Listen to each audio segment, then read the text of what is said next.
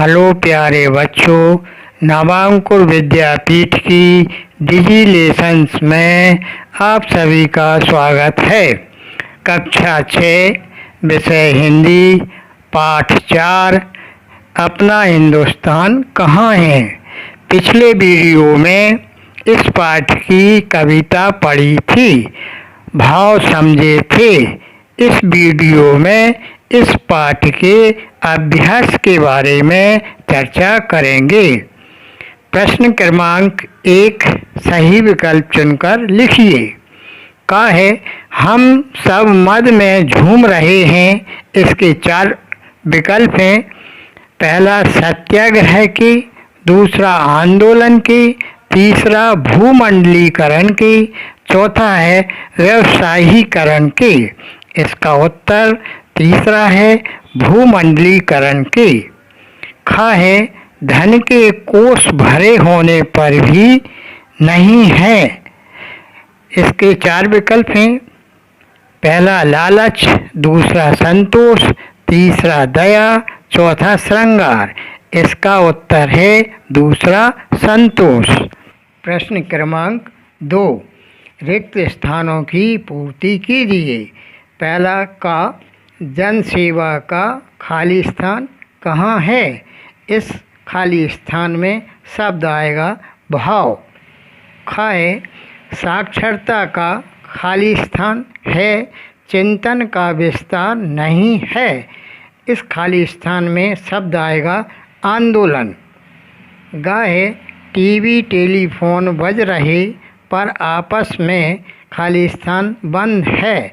इस खाली स्थान में शब्द आएगा बात। घा है आओ खोजें सकल विश्व में अपना खाली स्थान कहाँ है। इस खाली स्थान में शब्द आएगा हिंदुस्तान। प्रश्न क्रमांक 3 निम्नलिखित प्रश्नों के उत्तर लिखिए। का है हम सारी दुनिया किन साधनों से घूम रहे हैं। इसका उत्तर है हम सारी दुनिया टीवी और टेलीफोन से घूम रहे हैं।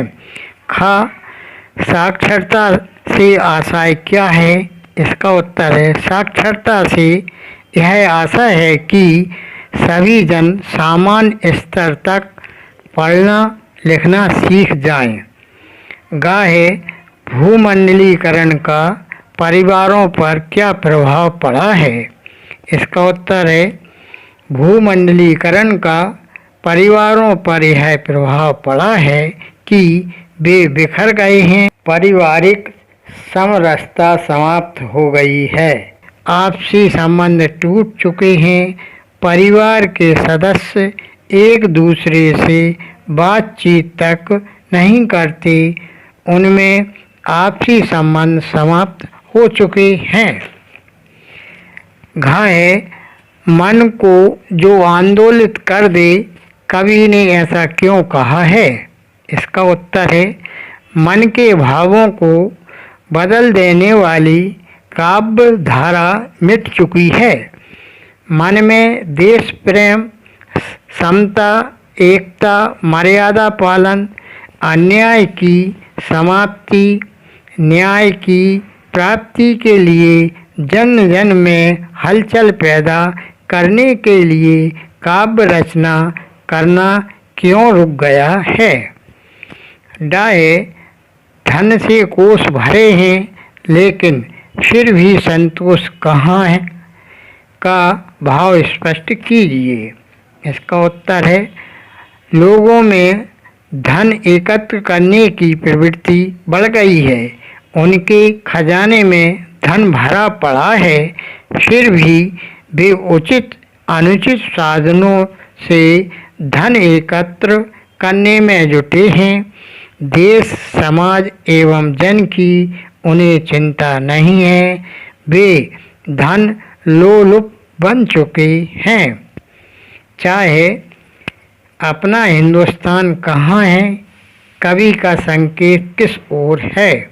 इसका उत्तर है हिंदुस्तानी धन कमाने की चेष्टा से देश छोड़कर विदेशों में बस गए हैं।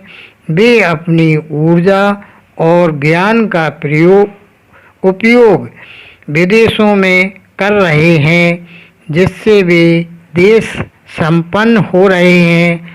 उन देशों की संस्कृति और सभ्यता उन लोगों पर प्रभाव डाल रही है।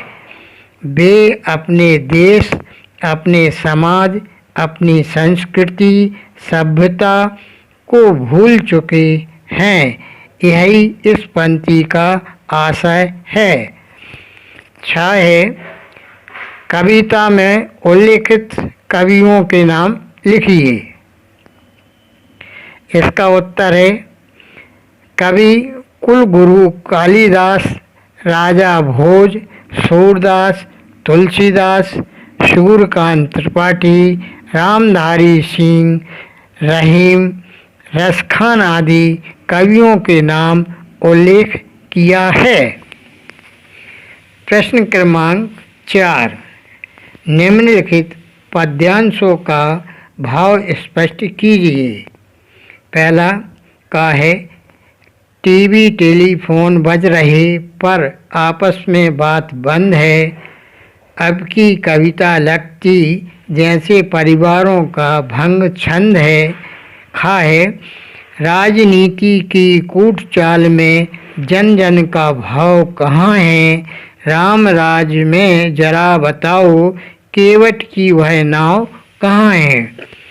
का भाव इस प्रकार है, आज के युग में टीवी, टेलीफोन आदि आधुनिक उपकरणों का काफ़ी प्रयोग हो रहा है, परंतु लोगों में आपसी प्रेम संबंधों में कमी आई है। वर्तमान युग की कविता में भंग छंद का दोष आ गया है। उसमें सरसता का अभाव दिखाई दे रहा है। खा का भाव है, आज की राजनीति कूटनीति बन गई है। नेता स्वार्थी बन गए हैं। उनका लक्ष्य धन संग्रह करना है। राष्ट्र सेवा उनका लक्ष्य नहीं है। आज ना रामराज है, ना केवट जैसे सच्चे सेवक हैं। इन प्रश्नों को कॉपी में नोट कर लें। धन्यवाद।